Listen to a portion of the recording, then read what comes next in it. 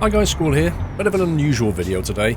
This one is based off a live stream that SCS Software did on last Saturday. They actually streamed onto Steam, and this is a new thing that Steam's promoting, streaming on their platform, and they're targeting the developers. So SCS decided to go ahead and actually stream onto the Steam platform. Now, somebody kindly a guy called Classic36 kindly wrote up some notes afterwards. The stream was like 4 hours long, and he wrote it up onto a Reddit post. And what I want to do today is just basically go through what was said in the live stream by Pavel and the team, because it gives us a clue and some indications as to what might be coming in the future of Eurotruck and American Truck Sim. Now, these items are in no particular order, but I'm just going to go through them in the order that Classic36 posted them in his Reddit post. So first thing is trailer updates. The post says trailer configurations and trailer ownership is coming. Believed to be in 1.32. They also believe they'll be rebalancing the economy with this update, which is interesting. Chrome Trailers DLC will be part of it, and the trailer update will be for both ETS2 and ATS, though the main focus will be on ETS2. Now, what's interesting about this is that trailer ownership is something that's been talked about for quite a long time, so to actually have this coming in 1.32 is, well, quite exciting actually. And if you can own your own trailer, then of course they need to rebalance the economy, and I would have thought they'd need to rebalance the gameplay in some way, particularly the job market. It'll have to be able to generate jobs where you must own your own trailer. Now, this does open the question, what kinds of trailers can you own and how do you swap them? Do you have an inventory of trailers? Will you have like flatbeds and some refrigerated trailers and specialist trailers and this kind of thing? And how will it all work? That remains to be seen, but if it's coming out in 1.32, then it's not that actual far away, and we should see that one come this summer. Next up is all the old map content, UK, going east, etc., may be revisited over time. Now, there's an emphasis on the word may here. They think it will take 3 to 4 game updates to revamp the entirety of Germany. That is interesting. 3 to 4 game updates. Now, on average, I think they make, perhaps 3 or 4 in a year? So we could be looking at a 12-month period for them to revamp Germany. And that doesn't include UK, so I guess we're going to be waiting till 2019 before they even start on the UK. Because the UK and Germany, of course, are oldest parts of the Eurotruck map world and heavily in need of a revamp. So that's given us a timescale of what we're looking at. Next up, the Renault Range T was approved by Renault's technical department over a year ago. The legal side is complicated as Renault Trucks is owned by Volvo Trucks, and the logo is owned by both Renault Trucks and Renault Cars, 2 different companies, meaning there are 3 legal teams in the process. This must be deeply frustrating for SCS because the Range T, as they say, is already ready to go. It has been for over a year, but they can't actually push it out. And having spoken to Pavel offline, I remember talking to him about this and him saying that it's, they're very frustrating, they make good progress, and then all of a sudden, the people at the legal teams change job and they have to start all over again with some new people. So hopefully we're going to see the Range T maybe this year, but at the moment it looks like a fairly open-ended process. Now I have the new MAN TGX. Very close and being finalised and being approved for the game, just legal matters need finalising, so that's good. That means we've got a brand new truck, or at least a new variation of the truck coming later this year by the sound of it. If it's being finalised now, I would hope to see that by perhaps, I don't know, August, maybe even October. There's also a new truck ready for ATS. There's more legal stuff that needs wrapping up. Now, there's no mention here of what that truck is. There's no mention of what even the manufacturer is. So they're not dropping us any clues. Could it be the Volvo VNL? Maybe they've managed to negotiate with Volvo now, or is it a brand new manufacturer? Or is it another truck in an existing, Kenworth or Peterbilt range? Don't know, there's no clues here. The SCS engine is being moved forward with new features in the pipeline. Now, the current state of the Eurotruck and American Truck engine is that it runs on DirectX 9 and is an engine that was built by them in-house. They're saying here they've got 3 or 4 people working on the graphics. Older versions of Windows will no longer be supported from next year, as Microsoft will no longer support them. Now, I think we're talking about XP and Vista here. I believe that Windows 7 upwards is still supported. However, Classic36's notes here say DirectX 11, 12, 13 soon. I'm not so sure about that. I know they've been wanting to move off DirectX 9 for some time, But the real question here is what operating systems will be supported. I think Valve came out and have said that Steam will no longer be supported on XP and Vista. So you won't be able to even start Steam or start the game on XP and Vista. So it kind of looks to me like Windows 7 will be the minimum for Steam, and therefore they're probably going to move up maybe to DX11 or 12 in order to make sure they remain ahead of that curve. Then it says there's still plenty of work to do on the Baltic DLC, but definitely on track for release by the end of the year. Now the Baltic states are, Lithuania and Estonia, that kind of thing. So that's great. That's going to give us some new stuff to drive on. However, that also directly conflicts with what ProMods has done. Now we keep seeing this. We keep seeing ProMods, go and create maps for various countries, and then SCS come along and do the exact same country. And then ProMods doesn't work, and we have to wait for it all to be integrated. It is in some ways frustrating, but you can't blame SCS for wanting to expand their world. They have to work from the borders that they already have and expand that way. It says St. Petersburg has had one guy working on it for the entirety of the project, according to Pavel, and it's a huge city. That's interesting. One guy on one city alone. That must be a pretty good city. If you don't own Going East, but own Baltic DLC, you'll be able to move from the base map to the Baltics via ferries from Germany. Sweden will also have ferry connections to Finland. That's good news. I think there's a sale on Steam right now as I make this video, so if you don't have things like Going East, you might want to go out and pick them up anyway. But what this is saying here is you won't require Going East in order to be able to still connect into this Baltics. Next up, there's already research occurring for the next DLC after the Baltics. It's not Spain and Portugal. Pavel said it's another direction on the compass. He also said it's going to be larger than anything before. Now, if we quickly take a look at a map, currently, if we assume that we're not going to go down towards Spain and Portugal, so we've got France, we've got Italy, the current border runs around here, around Hungary, and Slovenia, Austria and Hungary and Poland. Now, the Baltics are up here, Estonia, Latvia and Lithuania, so we've got a couple of choices. We could possibly be going up into Finland, but I kind of feel like it's more likely we would come east off the Going East section here. So Ukraine looks to be absolutely huge. I don't think they're going to do that. Belarus is a possibility because it would connect into the Baltics. My money would be on Romania. It's quite big and it connects directly off Hungary. The other possibility is Serbia, Croatia, Bosnia-Herzegovina, all this kind of area around here. But I think if I had to put money on it, I would say Romania, and they'll go down to the Black Sea. I'd be interested to hear what you think though. What do you think would be the next DLC? So Pavel was then asked about Eurocoach Simulator. What they have said about the coach sim, because everybody wants to know what's going on with this, it's still a priority, but it's not a top priority. It's likely to be a DLC for ETS2, as the map was initially made for both truck and bus simulator if ETS2 didn't take off. That's interesting. Now, we have seen bus stations in the ETS2 map world. Don't think I've seen any in ATS, so that immediately points towards not really a possibility for coach sim in North America, but certainly a coach sim in Europe. There have been two guys working on the coach game for the last 4 or 5 years, with 2 bus models completed.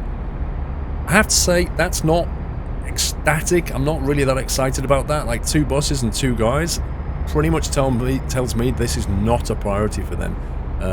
They want to create more lifelike characters, maybe releasing in 2019 or 2020. I'm not going to hold my breath on this one. I think it's going to be a while before we see any content. New chassis types will be coming to trucks at some point in the near future. That's got me thinking, like, what is this? We've got tag, we've got midlift, we've got 8x4 and Scania, new chassis types? Could they be integrating some kind of BDF in there maybe? I don't know. Have to stay tuned because I really don't know what that might be. Tuning packs. Pavel confirms that another truck manufacturer has allowed SCS to create another truck tuning pack. More tuning packs will appear soon, and there will be truck tuning packs for ATS at some point. Now, we already have a DAF tuning pack, and we have a Scania tuning pack. Now I was trying to think what the next one would be for the Eurotruck land, and my money would be on Volvo, I think. I don't think it would be... It could be Mercedes or Volvo. I would guess for Volvo, though. I don't think it's going to be... Iveco or MAN. So yeah, my guess would be on Volvo. As for ATS tuning packs, well, maybe they would go down the Kenworth route, I would hope, because we could probably get some nice accessories for the Kenworth. Next, the ability to open windows is coming. Now this is an interesting one. The ability to open windows, so that means obviously opening your truck window. Now, the thing about that is there is no current ability to click any buttons or controls inside the cab of a truck. Now, if you play a game called OMSI, which is a bus simulator, you can pretty much click everything in the cab. And one of my favourite things to do in OMSI is to open and close the really slidey windows, which make a lovely, satisfying sound. Yeah. So I'm thinking here what they'll do. They won't allow us to click in the cabin because that would open the door for a lot of possibilities, but I think that's a big change. I think it's more likely that they will allow us to map a button to raise and lower the window in the cab, and then that would increase the outside noise perhaps. I kind of maybe see it working that way. World of Trucks was discussed next. Pavel has said that World of Trucks will encompass VTCs and support multiplayer, but it's a massive undertaking. SCS will have to invest a lot of time and effort in the project to ensure safe and efficient. Well, that's true. World of Trucks will be the ultimate end game, improved economy, multiplayer, etc. They believe that by the end of 2018, World of Trucks may have more community features, example VTCs added. Have patience, they would like official multiplayer truck sim as much as you. So this kind of falls in line with previous conversations I've had with Pavel, where they're kind of doing a staged approach. It would be nice to see some kind of timeline for this project, you know, moving forward 2 or 3 years, but I don't think they kind of do that as a company, so we're not going to see it. But I would love to see, you know, by the end of 2018, we're planning on having VTCs. By the end of 2019, we hope to have some kind of a multiplayer going, and then by the end of 2020, we're hoping to pull all that together and have a full, you know, economy, multiplayer, and all the rest of it. At the moment, it feels a little bit like, well, we kind of want to do this, but it's a lot of work. No concrete plan here that I can see, but it's all very encouraging, and I definitely look forward to having VTCs in World of Trucks. There's no immediate plans for seasons, but they may appear in-game in a few years' time. I would really like to see seasons, and I understand it's a lot of work because they have to change a lot of textures for the 4 different seasons, so that's a massive art undertaking. But if this is something that they're going to put in the game, I kind of feel like they really need to put people on the asset team now and get them working on this, because that work is going to carry on growing as they build more assets. That's more stuff, and the current asset team making things for the next DLC should already be producing content in all 4 seasons, in my opinion. So I kind of see that one's going to be a huge problem, just getting bigger and bigger unless they start on it. Heavier and bigger special transport jobs are on the wish list of things that they would like in the game. There are certainly currently some technical issues with this. I can imagine that there are technical issues with this, because if you get hugely oversized trailers, you can see that the truck actually physically tilts up. And also, if you've got uneven terrain, you tend to get beached a lot, so I can definitely understand that there are problems with implementing something like that. ATS Special Transport is in testing, but there's still a lot of work ahead, so assuming there's a lot of work, I would say we're lucky to see that by the end of the year, but ATS Special Transport is definitely being worked on.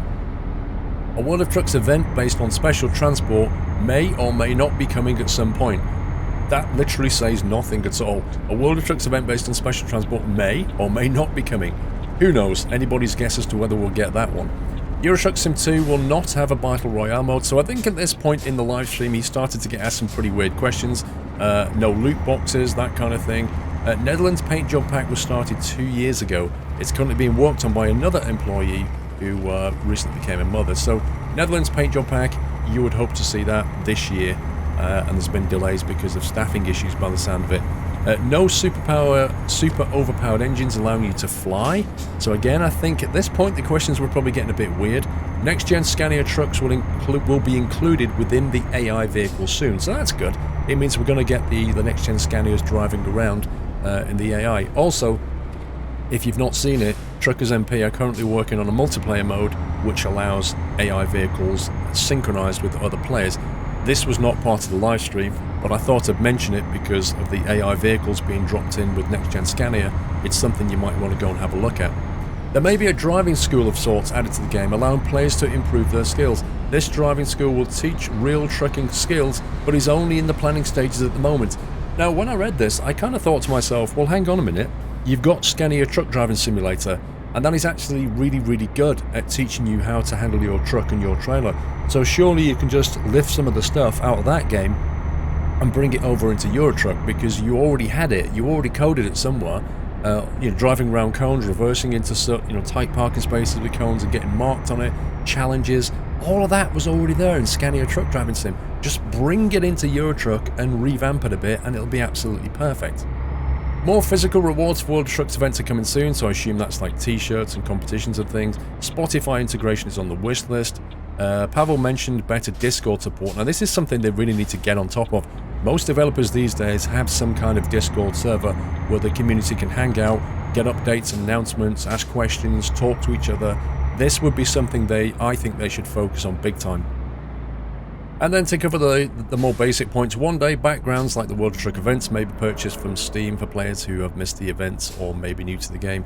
I think this is a good idea. Like, it's not uncommon to give things away as part of an event if you complete the objectives.